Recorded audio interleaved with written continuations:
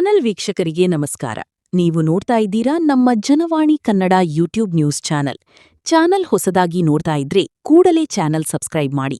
ವರದಿ ನೋಡಿದ ತಕ್ಷಣ ಆದಷ್ಟು ಬೇರೆಯವರಿಗೆ ಶೇರ್ ಮಾಡಿ.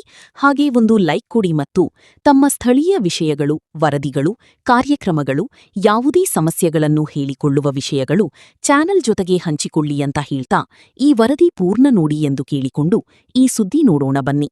ನಮಸ್ಕಾರ. ಕರ್ನಾಟಕ ಪ್ರಾಂತ ರೈತ ಸಂಘ ಅಫ್ಜಲ್ಪುರ್ ಅವರು ಒಂದು ಹೋರಾಟದ ಮೂಲಕ ಮಾನ್ಯ ತಹಶೀಲ್ದಾರಿಗೆ ಮನವಿ ಪತ್ರವನ್ನು ನೀಡಿದ್ದಾರೆ. ತಹಶೀಲ್ದಾರ್ ಮೂಲಕ ಮಾನ್ಯ ಜಿಲ್ಲಾಧಿಕಾರಿಗಳು ಕಲಬುರಗಿಯವರಿಗೆ ಈ ಮನವಿಯಾಗಿದ್ದು, ಈ ಮನವಿಯಲ್ಲಿ ಏನೇನಿದೆ ಬೇಡಿಕೆಗಳು ಅನ್ನೋದು ನಾವು ಇಲ್ಲಿ ನೋಡೋಣ.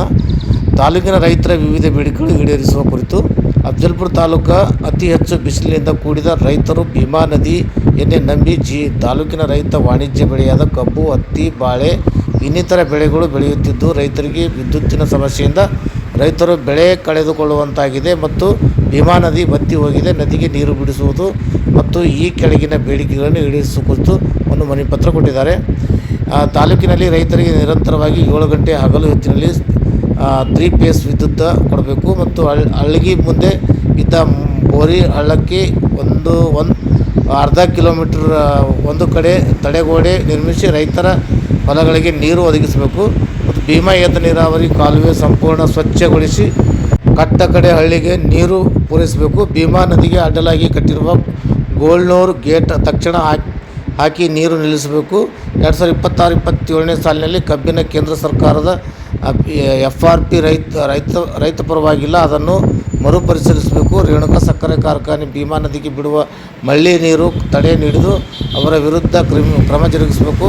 ಹಾವು ಕಡಿತದಿಂದ ಮರಣ ಹೊಂದಿದ ಮಾತೋಳಿ ಗ್ರಾಮದ ಸೈಬಣ್ಣ ಜಮಾದಾರ್ ಇವರ ಕುಟುಂಬಕ್ಕೆ ಪರಿಹಾರ ನೀಡಲು ಕ್ರಮ ಕೈಗೊಳ್ಳಬೇಕು. ತಾಲೂಕಿನಲ್ಲಿರುವ ಎಲ್ಲ ಕೆರೆಗಳ ಹೂಳನ್ನು ತೆಗೆದು ಪುನಃ ಕೆರೆ ನಿರ್ಮಾಣ ಮಾಡಬೇಕಂತೇಳಿ ಮನವಿ ಪತ್ರ ಕೊಟ್ಟಿದ್ದಾರೆ. ಈ ಸಂದರ್ಭದಲ್ಲಿ ಶ್ರೀಮಂತ್ ಬಿರದರ ಅಧ್ಯಕ್ಷರು, ರಮೇಶ್ ಪಾಟೀಲ್ ಮುಖಂಡರು, ಗುರು ಚಾಂದ್ ಕೌಟೆ ಮತ್ತು ಮಲ್ಲಣ್ಣ ರೋಡಿಗಿ ಮುಖಂಡರು ಮತ್ತು ಗುರು ಚಾಂದ್ ಕೋಟೆ ಅವರು ಪ್ರಧಾನ ಕಾರ್ಯದರ್ಶಿ ಕೆಲಸ ಮಾಡ್ತಾಯಿದ್ದಾರೆ.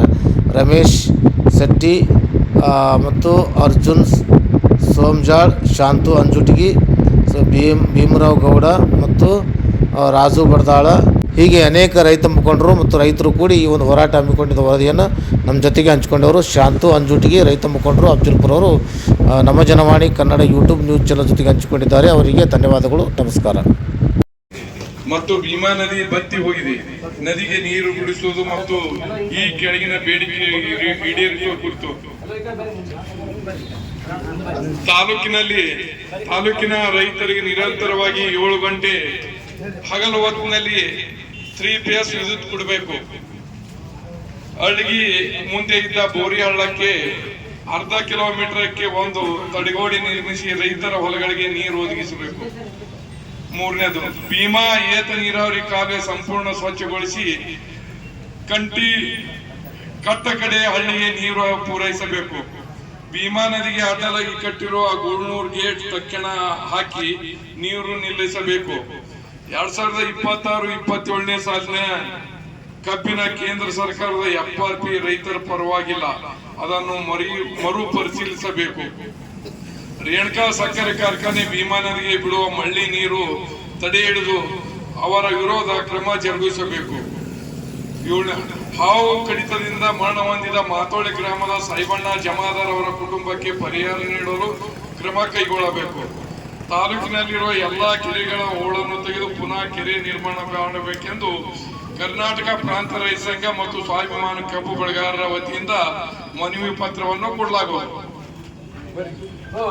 ಹಾಗೂ ಸ್ವಾಭಿಮಾನಿ ಕಬ್ಬು ಬೆಳೆಗಾರರ ಸಂಘದ ವತಿಯಿಂದ ಇವತ್ತು ರೈತರ ವಿವಿಧ ಬೇಡಿಕೆಗಳು, ಸುಮಾರು 8 ಬೇಡಿಕೆಗಳನ್ನು ಒಳಗೊಂಡಂತಹ ಬೇಡಿಕೆಗಳ ಮನವಿ ಪತ್ರವನ್ನು ಮಾನ್ಯ ಜಿಲ್ಲಾಧಿಕಾರಿಗಳು ಕಲಬುರಗಿ ಅವರಿಗೆ ಸಲ್ಲಿಸಿದ್ರೆ ಇದನ್ನು ಸ್ವೀಕರಿಸ್ತಾ ಇದ್ದೀನಿ.